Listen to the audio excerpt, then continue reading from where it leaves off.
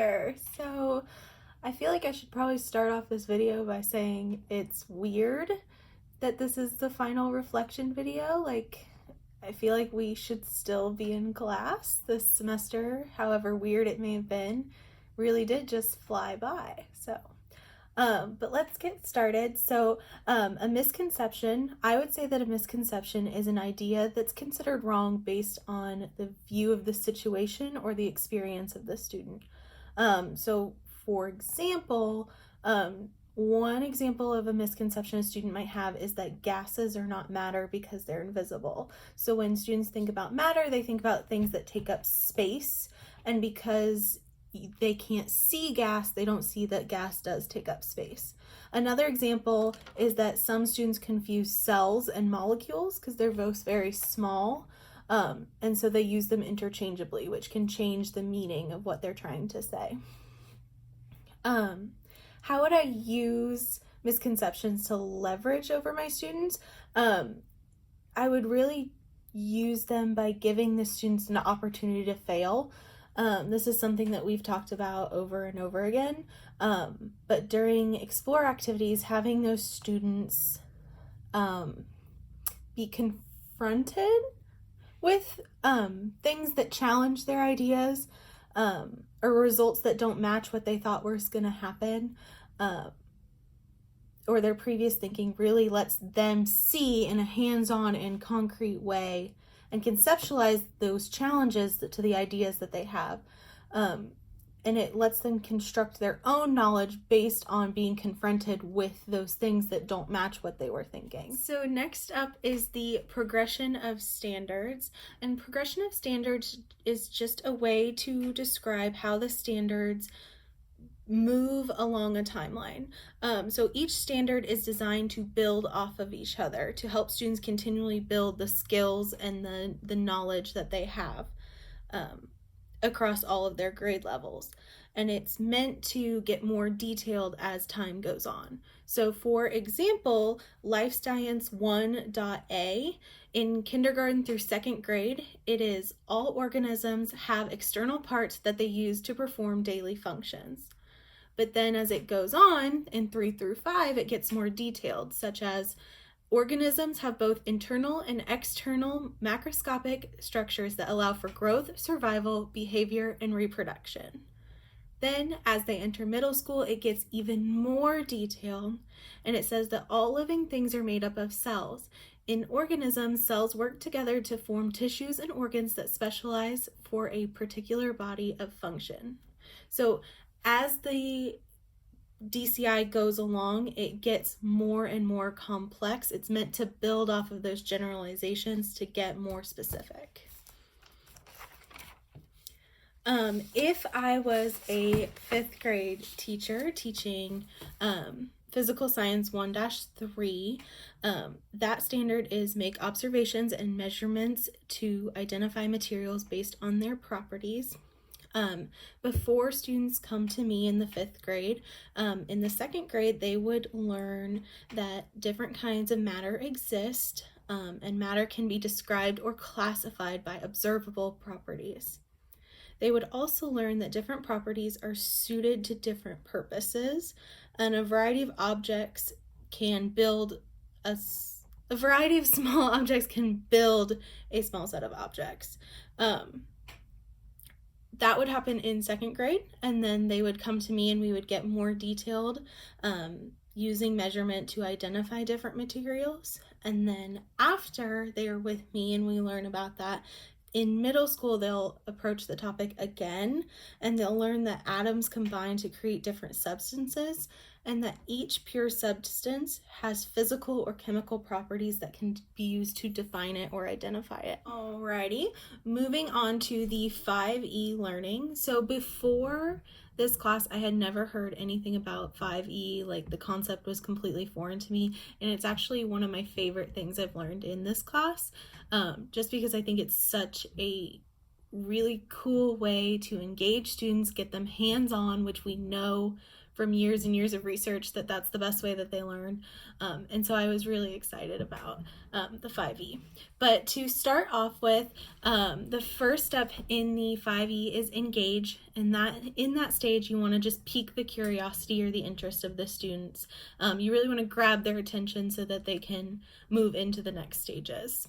This is also kind of the purpose of the lesson. The next step is to explore, and this is the chance to give them a hands-on approach to whatever concept or content that you're teaching them. They should be hands-on. This is where the opportunity to fail plays in. They should be trying to construct their own knowledge or make sense of what they're doing themselves. The next step is the explain stage, and in this stage, this is where most of the direct instruction happens. Teachers fill in any of the missing gaps that students may have from the explore stage, and they really kind of contextualize it with the student. Now, this doesn't always have to be like a lecture, more like teachers guiding questions at the students to get them to a conclusion that the teacher wants. The next stage is the elaborate stage. This is where students should have the chance to use the information that they just got in a different way. And it makes the most sense to have students do this in a way that's applicable to their lives. So if you're teaching about light in the first grade, make things very familiar to their students so that they can identify that concept once they go out of the classroom. And then the last stage is the evaluate stage, and this is where the assessment of students takes place, whether that be a test or an activity or a exit ticket. This is the chance that teachers get to see what their students learned. Example for each of these stages. For the first stage, engage. One of my favorite ways to engage students or be engaged is to read a book or an excerpt of a book.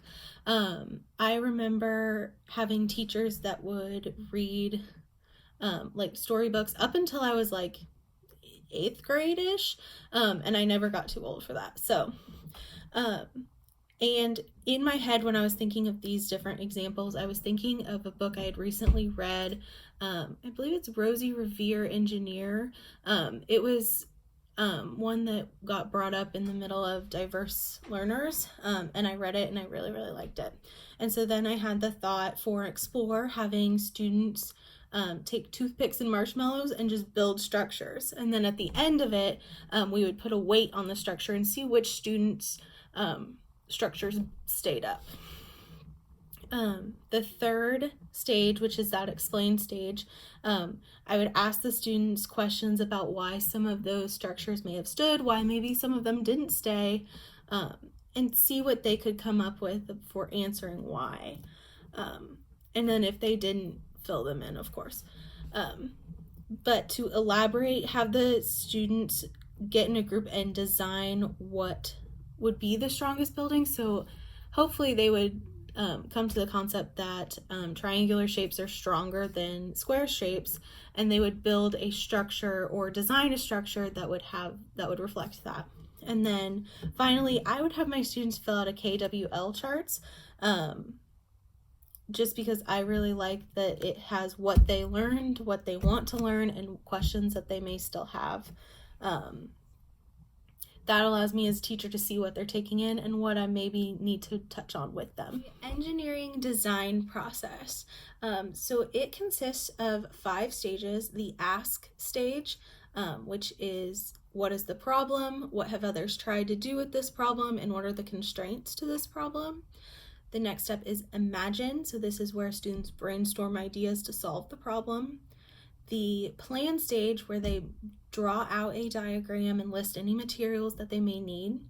The create stage, which is they follow the plan that they created in the plan stage and they actually create a physical something that reflects their diagram. And then the last stage is the improve stage, which is them asking what they could do to make it better, what worked, what didn't work, those types of questions. The important thing to note with the engineering design process is that it is circular, not linear. So you can join in at any stage and you can go back. It doesn't follow one strict rule. And you can visit any of the stages as many times as possible. The next question is, where does the deep learning occur in the engineering design process? I'm not gonna lie to you, I kind of think that this is a little bit of a trick question because all of the stages work so closely together and they're so blended that it's kind of hard to isolate one particular stage where the most deep learning can occur. I say this because if you don't ask, which is the first stage, the constraints, then you don't know how to plan or improve. Or how can you create your object if you don't brainstorm those solutions first? So I feel like if you take any one of those things out, you wouldn't have deep learning at all. But I understand the question, and if I had to pick one, I would probably say imagine stage, which is that stage where they're brainstorming ideas. Just because I think it gives students more of a chance to think critically about problems and solutions and things like that without the distraction of having a physical object in their hand. They kind of have to put more thought into it than actually just doing the work to create that project. I also said that it would improve their problem-solving skills more when they're doing that constant thought process. So I would definitely say the imagine phase. And finally, the feedback portion of this video. It really means it is the end, doesn't it?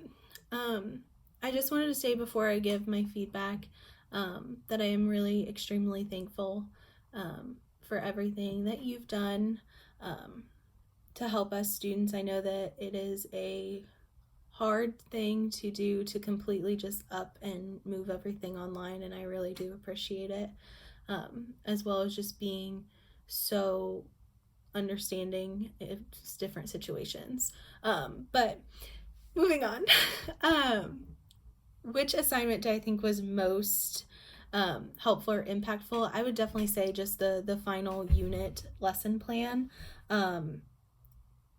It gave me hands-on experience working with the 5E, which is something that I plan to continue on in lesson planning and in my school. It gave me hands-on, and it just gave me practice, which I think was just incredibly useful for me. Which was not helpful. This question was hard for me to answer because I didn't feel like I had a whole lot of options to choose from, which, I mean, congratulations, but what I mean is, with switching on to online, I don't know if there was less assignments, probably, but I didn't have a whole lot to choose from. So if I had to pick one, I did pick the foldable, and I picked it because I didn't like where it was placed in the class, not because I didn't like the assignment. The only reason I said it is because I had an extremely hard time coming up with something that felt natural to include in the foldable and include in my lesson plan, and that could just be a Riley problem. I understand. I just feel like it could have been more useful to me maybe as a separate assignment or earlier in the year. But overall, I really did like the assignment. I just didn't like the placement of it, which is nitpicky at best. But again, thank you so much. It's been an awesome semester. I really did miss being in your class, and I hope to see you in Bluemont Hall next year. So have a good one.